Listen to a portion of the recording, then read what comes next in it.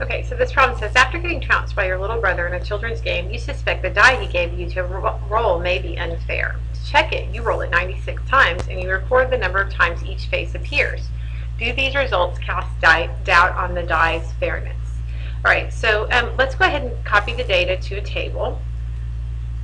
So we'll come into Excel, and we'll look at what we have here. So I'm just going to paste it in there.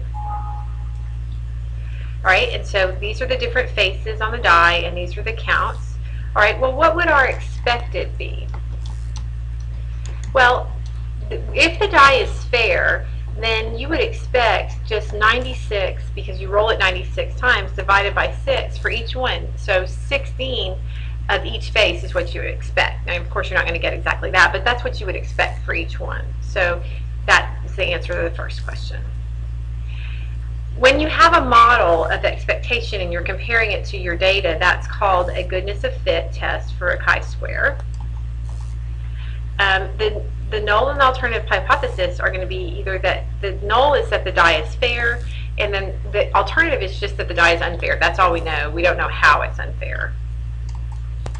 Okay, we have some conditions. The counted data condition, you remember you're counting the number of a particular face. You got like a 1 or a 2, so that condition is met.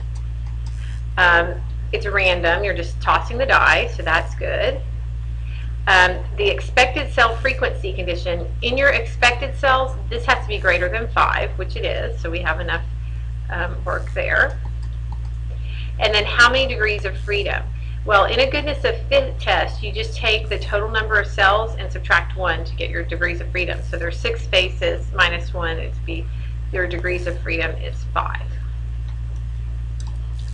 Okay, now we want to actually calculate the chi-squared value. And we can do that in Excel. I'm just going to label this column here. What you do is you do the observed minus the expected, and then you square that, and you divide by the expected. Okay, so we'll write that formula in here. We're going to do the equal sign, do a parenthesis. The observed is the count here. So 19 minus, we had expected 16 ones, and then we're going to raise that to the 2, and then we divide that by the expected. We hit enter. And then we can just fill this down to get all of our values. And then the chi-square is just the sum of those numbers. So we're just referring to my equal sign. So leave my equal sign there. And we're just going to sum these numbers in this column. Okay, 6.5 is our chi-square value. Okay, now to find the p-value in Excel 2010, you have a nice command. Right here we'll do the equal sign, and then you're going to do chi, and it's the square distribution to the right, because this is going to give you the area to the right, which is your p-value. And you use the x, which is your actual chi-square number, the 6.5, comma, the degrees of freedom, which in this case we decided there were 5 degrees of freedom. So we do n minus 1.